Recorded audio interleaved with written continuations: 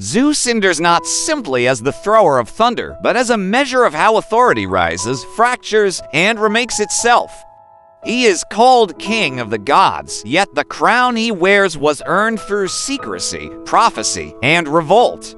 His story turns on choices made under pressure, promises kept or broken, and the stubborn demands of fate. Before temples named him ruler, the sky moved with threat and blessing, and people saw well inside the weather.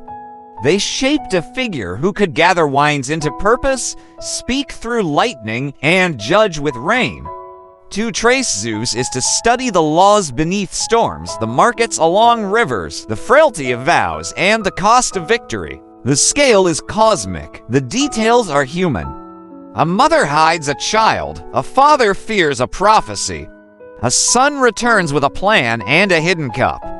From these small acts, empires of meaning grow. This is a tale about order built from danger, about triumph tested by pride, about justice bent by the hand that claims to serve it. This remains a beginning that invites attention. Each detail prepares the path for what follows. The air is tense with what is yet to come, memory and myth lean forward together. The listener senses a promise and a threat. Before Zeus, there was the hush called chaos, a yawning openness the poets treated as both place and presence. From that openness came Gaia, the earth, Tartarus, the deep, and Eros, whose joining power drew things toward union. Under that pull, Gaia brought forth Uranus, the sky who covered her, and together they named the first shapes of permanence. From their union came the Cyclopes, makers of fire and craft, the Hecaton Shires with 100 hands of force, and the Titans who marked the ages. Creation arrived with attachment and fear, for Uranus feared the strength of his own children and pressed them into the depths. A world can begin as a family argument when power feels crowded by its heirs. Pain in the household becomes destiny in the world outside. Gaia's grief sharpened into a plan, and she formed a sickle of stone for the boldest child to wield. Cronus took the blade, struck at the father, and opened a new arrangement of sky and earth. The heavens bled into the sea, new beings stirred, and the first throne passed from hand to hand like a torch that burns the one who grasps it. This remains a beginning that invites attention. Each detail prepares the path for what follows. The air is tense with what is yet to come. Memory and myth lean forward together. The listener senses a promise and a threat. Cronus ruled in the wake of rebellion, and the poets called his season the Golden Age, a time without hard law or hunger. But the cut he made against his father carried a seed of fear, for violence repeats its own pattern.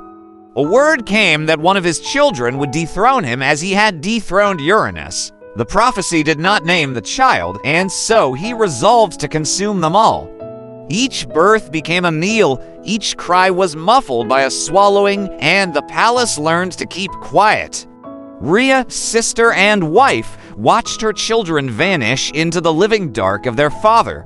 Grief breeds courage when loss will not stop, and she formed a counterplan with quiet allies. She birthed the youngest in secret on Crete, hid him in a cave with loyal hands, and fed the king a stone wrapped like a newborn. The lie worked because fear makes rulers hurry, and hurried rulers stop checking what they claim to control. Thus a child named Zeus lived while his brothers and sisters waited, and a clock began to tick beneath the floorboards of the world. This remains a beginning that invites attention. Each detail prepares the path for what follows. The air is tense with what is yet to come, memory and myth lean forward together. The listener senses a promise and a threat. The hidden child grew among goats and nymphs, with drums to cover his crying and rock walls to hold his sleep. He learned that safety is a loan, not a gift, and that secrecy is a tool for those who cannot yet strike openly. From Crete he watched ships pass and storms roll, and he measured himself against the horizon. When he reached his strength, he sought counsel with Metis, whose patient wisdom turned impulse into strategy. She mixed a draft that would force a stomach to give back what it had stolen, and he took it like a vow. He descended to the house he had never known, entered as a servant, and poured the cup with steady hands. The king drank because victory had made him careless, and the old crimes surged upward in a wave of release. Hestia appeared, then Demeter, then Hera, then Hades, then Poseidon, slick with rebirth and ready to stand. A family remade itself in the dining hall, and silence ended with a shout. The world did not change in an instant, but the shape of change was now visible, and momentum gathered like wind in a gorge. This remains a beginning that invites attention. Each detail prepares the path for what follows. The air is tense with what is yet to come. Memory and myth lean forward together. The listener senses a promise and a threat. With siblings at his side, Zeus faced a world still held by the Titans, who claimed age as a right to rule and memory as a shield. Negotiation failed, for power that begins with swallowing cannot stomach a rival. The young gods withdrew to plan, counting allies, listening to rivers, and mapping the strongholds of their elders. Zeus learned the difference between anger and purpose, and he gathered the craft of the Cyclopes and the resolve of the hundred-handed. He took the thunderbolt as a tool among tools, not as a license, and he fixed his eye on the long work of unseating an order. This would not be a single strike, but a campaign across valleys and sky, measured in patience and sudden blows. Mountains would split, oceans would rear, and the ground would shake with the weight of decisions. The Titanomachy would begin, and the cost would fall on both sides, with oaths to drive and betray. Victory was not yet certain, and loss hung near the camp like mist. The first stone lifted, the first shout rose, and the question sharpened into a single line that waited for the answer. Who would hold the sky tomorrow? War surfaced in bursts of terror and long holds of silence as the young gods tested the hard edges of Titan rule. The Cyclopes, newly freed, forged tools that could speak across distances, bolts that carried law in light, and helms that blurred the wearer. The hundred-handed lifted cliffs like shields and hammered valleys flat for camps. Zeus learned logistics, the dull glory behind victory, the roads that feed armies, the sleep that keeps thought clear. Early raids broke chains and stole maps, and the new coalition felt a first taste of advantage. Then the older powers answered with sieges that lasted seasons, with ambushes in ravines, with whispers that turned cousins against one another. Each gain demanded a payment in blood or promise, and the ledger grew heavier than a spear. Zeus owed his allies, and he owed his word, and those debts would live beyond any single battle. To lead is to carry the slow math of favors and the quick math of risk, and he worked both with tightening care. The field tilted, then leveled, then tilted again, and every sunrise looked like a judgment written in cloud. This remains a beginning that invites attention. Each detail prepares the path for what follows. In the turning of campaigns, Zeus set a rule that would bind his house if victory ever came. He declared that power must answer to oath, and that oath must answer to witness. Thunder would not be used for whim, and storms would not punish the innocent. The promise seemed clean at first hearing, a way to distinguish the new order from the old cruelty of swallowing and fear. Allies repeated it in their tents, and messengers carried it to hesitant followers who wanted a reason to trust. The rule carried a cost, because vows limit the answers available when panic rises. More than once he held his hand when rage pushed for rain against a village that had chosen the Titans. More than once he took a harder road because the easier road broke the promise he had taught. A leader creates his future chains when he speaks a principle aloud, and chains can steady or choke. The vow would make his crown worth wearing, and the vow would threaten to slip from his grasp when the storm pressed him to hurry. This remains a beginning that invites attention. Each detail prepares the path for what follows. The air is tense with what is yet to come. When Atlas took command of Titan forces, the war acquired a spine of discipline that bent the young coalition backward. He pushed mountain lions like trained animals, closed passes with walls of stone, and drove wedges between the gods who had only recently learned to stand together. Zeus felt the practice of his vow grow heavier as retreats mounted. Villages asked for favors he could not grant without breaking the rule that defined his claim to better order. Some allies whispered that promise is a luxury for stable days, not for a season of knives. He answered that the future is built during the worst hours, or it is not built at all. Yet he felt the strain, for words do not stop arrows, and patience cannot hold a cliff against a flood. The coalition moved to the edge of endurance, and food stores thinned to dust. Travelers stopped bringing messages through snow, and each council night sounded like the last before a surrender. The king stood on a ridge, watched torches creep along the opposing slope, and understood that a decision had grown sharp enough to cut. This remains a beginning that invites attention. Each detail prepares the path for what follows. At the edge of defeat, Zeus sought alliances that would outlast a single battle and mark the law of the world to come. He went to the river that swears all oaths, the dark stream that punishes perjurers, and he bound his house to its witness. Those who stood with him and kept faith would be honored beyond season, and those who broke their word would lose voice and standing for long years. The river accepted, and Styx herself brought her children to serve, making loyalty a living force within the camp. This pact hardened wavering hearts, for punishment had a shape and reward had a schedule. Then he turned to the deep prisoners whom fear had buried. He offered freedom not as a trick, but as a contract with terms that named duties and named share. The 100-handed came with a roar like surf, and the makers returned to their anvils with stubborn fire. The council felt a new weight settle into its map, and strategies opened that had been closed. From oath and contract, the coalition rebuilt its breath, and the next move would decide whether vows could survive the shock of war. This remains a beginning that invites attention. The next campaign opened with a sky as clear as polished stone, and the clarity felt like a dare. Atlas massed giants of rock on a plain where roads crossed, wagering that weight would break promise. Zeus could tear the ground and end the stand with floods that cared little for chosen or unchosen lives. His vow pressed on his ribs like armor that both protects and constrains. Allies watched his hands, for their futures had been tied to his words, and their patience had limits that hunger could measure. Messengers arrived from villages that had given grain, asking whether the river oath meant anything when the enemy gathered at their gates. He could hold fast and risk collapse. He could strike without measure and forfeit the difference he had drawn. The camp waited through a long noon that felt like a held breath. Then he called for the makers and the 100-handed, and he marked lines on the dust where stone would move and where rain would stop.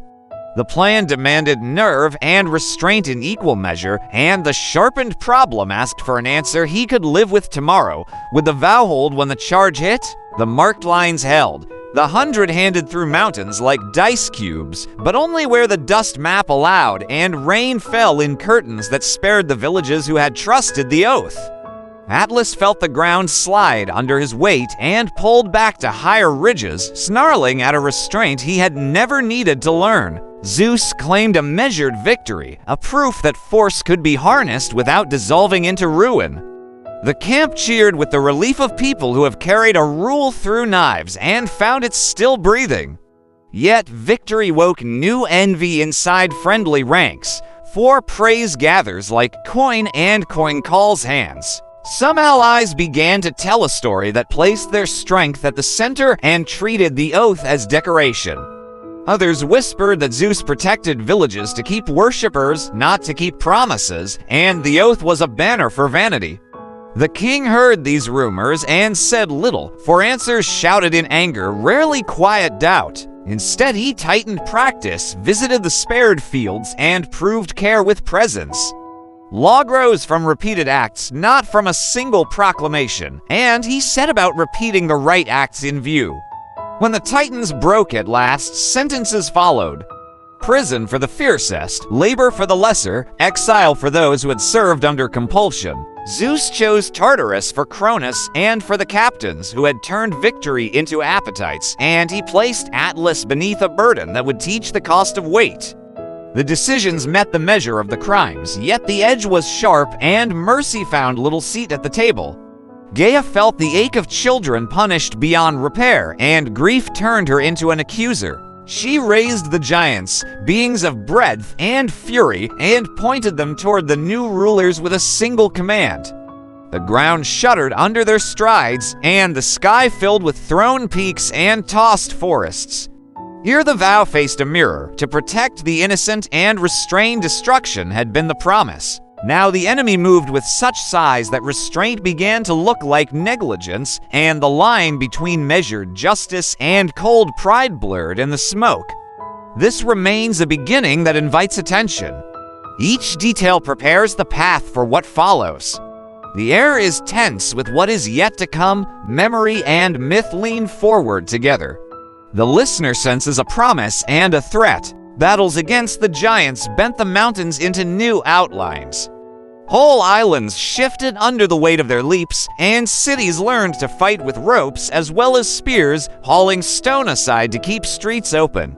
The gods met the assault with skill, but skill failed whenever size simply ignored tactics. Zeus held storms to tight channels until a tower fell and crushed a sanctuary he had spared, and grief ripped the leash from his hand.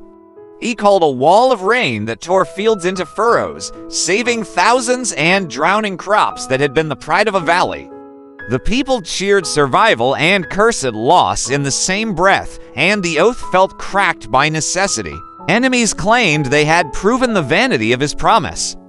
Friends looked at the ruined harvest and asked inward questions they did not speak. Before the battle, the rule had seemed like strength. After the battle, it looked like paint on a shield that had taken too many blows. Zeus saw the before and after with painful clarity and felt the first true shadow of hypocrisy touch his name. This remains a beginning that invites attention. Each detail prepares the path for what follows. Amid wreckage, a council ripened that no one had wanted to speak. The gods, for all their craft, needed help from a different scale, a force that could strike where size created blind corners. Zeus called for a champion among mortals, one who would accept the burden of fighting alongside storms and not lose himself in borrowed glory. Heracles answered, a man with a back like a beam and a patience born of service. The alliance was written in clear terms. The gods would not turn cities into shields for convenience, and the champion would take the blows that divine height could not see in time. Together they learned how to bait giants into uneven ground and bind ankles with chains pulled by teams of men. Zeus returned to narrower storms and to signals that guided allies rather than scorched them. The turning was not dramatic, but it was steady, and steadiness eats panic. At the edge of a ravine filled with broken pines, the war began to lean towards survival again, though the largest enemy had not yet moved. This remains a beginning that invites attention. Each detail prepares the path for what follows. The air is tense with what is yet to come. Gaia's anger did not end with the fall of her giant sons. Rage seeks another shape when one is broken. From the caverns of the world, a new terror gathered, a body of coils and fire and 100 voices that choked the wind. The name moved ahead of the form, and fear recognized it before eyes did. Typhon rose, taller than mountains, with hands that scraped constellations and a breath that turned forests to ash. The gods looked up and saw their own size made small, and for a moment even the champion felt his patience shake. Zeus had returned to restraint and had reconciled vow with action. Yet this present seemed to cancel measurement with sheer scale.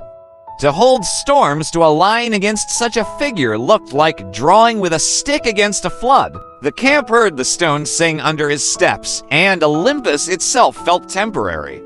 When Typhon opened his mouths, the war shrank to a single point, and that point was whether the sky would stay where it belonged.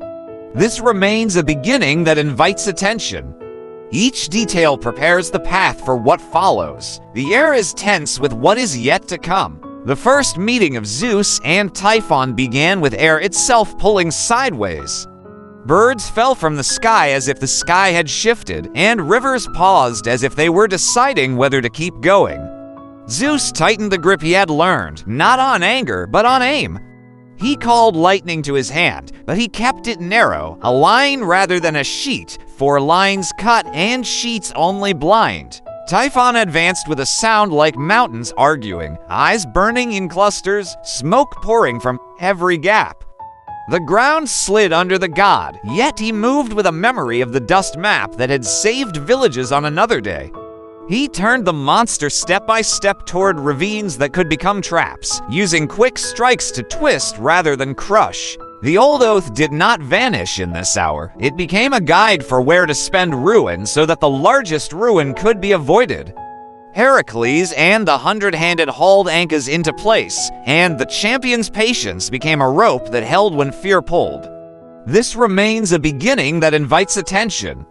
Each detail prepares the path for what follows. The air is tense with what is yet to come. Victory did not come clean. A sweep of coils caught Zeus at the waist and flung him across a slope where pines shattered and sparks rose like stars.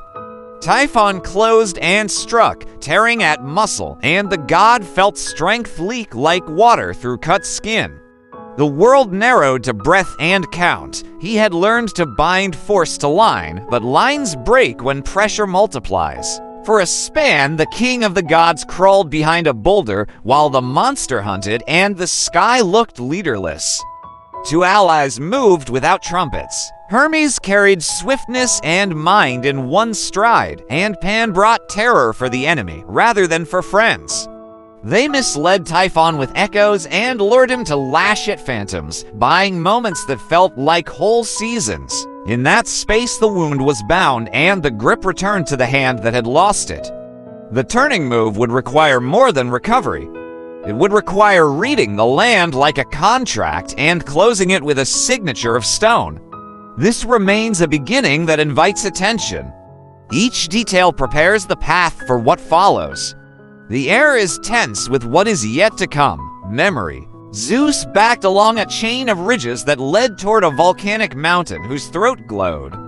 Steam marked vents in rock, and the ground ticked with tremors like the heartbeat of buried fire. He struck in measured bursts at eyes and joints, not to end, but to steer, guiding the mass toward the place where heat could help. Heracles and the 100-handed harried the flanks, dragging fallen trunks into trenches that narrowed paths. When Typhon lunged, the god leapt clear and hurled a bolt deep into a fissure, waking flame that flared up the monster's chest. Smoke blinded the eyes that watched from the sides, and the air filled with grit that turned his next step into a stumble. Zeus moved on the beat of the tremors, counting 3 small quakes between each measure, and on the 4th he called a strike that split a ledge. The ledge fell over the stumbling form, and more stone followed, cascade guided by hands that had learned patience during long sieges. The mountain took the weight, and the weight sank, and the earth buckled into a roof. Silence arrived thinly, carrying the smell of sulfur and the hiss of sealed fire. The weight held. Typhon's voices dimmed to a muffled pressure beneath the mountain, and the vents became the guarded doorways of a prison. Zeus stood in ash and listened for a long time to be sure the rhythm of quakes matched the pattern of confinement, rather than of escape. The gods returned to the ridge in wary steps, and mortals looked up from shattered fields with the expression of people who do not yet believe they are alive. The king raised his hand, not to display victory, but to steady those hands that still shook. He named the mountain as a marker, not a trophy, a sign that danger can be confined but not erased. Then he spoke the vow again, not as a banner, but as a rule for repair, promising measured help, clean judgments, and a refusal to punish out of pride. The air cooled, clouds thinned to lines, and the smell of sulfur gave way to damp soil and charred leaves. In that quiet, the cost finally walked into hearing, and it sounded like empty granaries, broken shrines, and families counting the names of those who did not come back. This remains a beginning that invites attention. Night fell over the slopes, and the campfires did not leap as they had before. Heracles sat with the teamsters and shared bread, and the 100-handed stacked stones back into terraces for crops to return. Hermes walked the perimeter and listened to the ground for lies, making sure no rumor turned panic into a new foe. Zeus went alone to the fields that had been drowned during the desperate hour and pressed his palm into the mud. He knew that mercy offered late feels like mercy withheld, and he held that knowledge like a thorn he had earned. He did not undo the sentence on Atlas, for weight had taught the lesson he wanted remembered, but he ordered food lines and seed grants. The oath kept its shape, though it now carried scars that would never fade. Wind moved in the olive leaves with the voice of a world returning to work. At the edge of hearing, the buried mountain breathed like a sleeping animal, and sleep costs watchfulness. This was the price of a crown that claims to serve, to hold power and promise together without letting either hand slip. He slept beneath new stars. Peace did not arrive as a single day. It settled in layers while people rebuilt walls and measured fields into straight lines again. Zeus divided functions among those who had stood with him, assigning sea to Poseidon, the dead to Hades, the hearth to Hestia, the harvest to Demeter, and the guarded throne beside him to Hera. The Cyclopes returned to craft, teaching mortals the uses of fire that build rather than burn. The 100-handed became wardens of deep gates where old captains lay under watch. Courts rose under oak trees and on hills where the wind could carry judgment without concealment. Travelers learned to pour a libation before crossings, and hosts learned to keep strangers safe within their doors, for hospitality became a law that marked the new era. Zeus made ceremony for oaths with water drawn from sticks, and penalties became sentences that named both term and kind. People called this order civilization, but the word only means habit taught at scale. The habits that took root were keeping promises, measuring punishments, praising measured force, and remembering that victory without rule is simply a pause between storms. This remains a beginning that invites attention. Each detail prepares, yet order did not purify the ruler who made it. Zeus was not a blank law, but a person with appetites, and those appetites complicated his reign. He pursued lovers across earth and cloud, assuming shapes to enter private places, and the stories that followed used equal parts awe and injury. Jealousies grew. Punishments fell on rivals and on innocents who stood near rivals, and the oath that had saved villages did not always save households. His temper burned bright at slights, and laughter sometimes called down storms that had nothing to do with justice. These contradictions belonged to a crown that sat on a head rather than on a principle. Power remained human even when it wore the language of law. Priests and poets learned to tell two kinds of story at once, one of rule and one of fault, and the pair would never separate cleanly. People adjusted by honoring the system while watching the man, praising measured judgments while guarding against whims that slipped through his fingers. This remains a beginning that invites attention. Each detail prepares the path for what follows. The air is tense with what is yet to come. Memory and myth lean forward together. The mythology around Zeus taught people how to see forces and choices in the world. A storm became more than chance when it arrived during a dispute, and a clear sky looked like approval when a court finished its work. Travelers judged Ians by whether the host honored Xenia, the guest bond, because a stranger might be divine in disguise. Farmers counted their seed against festivals so that harvest would not fall under a sanction. Parents told children to keep promises, and they held up thunder as the sound of broken vows being written down. Politics pulled lessons from the same well. Cities learned that succession requires story, that you cannot seize a throne without telling people how your rule improves what came before. Zeus gave a model for that story: victory wrapped in law, force bent into service, oath made into shield. The flaws in his behavior sharpened the lessons rather than erasing them, because trust must include recognition of risk.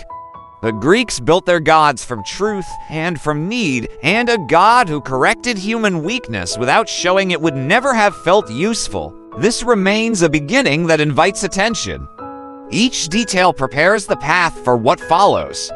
Winners under the new order included sailors who trusted ports that enforced contracts, judges who found their rulings supported by ritual, and farmers who could expect measured rain rather than vengeful deluges. Losers included those who had thrived under chaos, raiders who used storms as their cloaks, and captains who valued appetite over duty.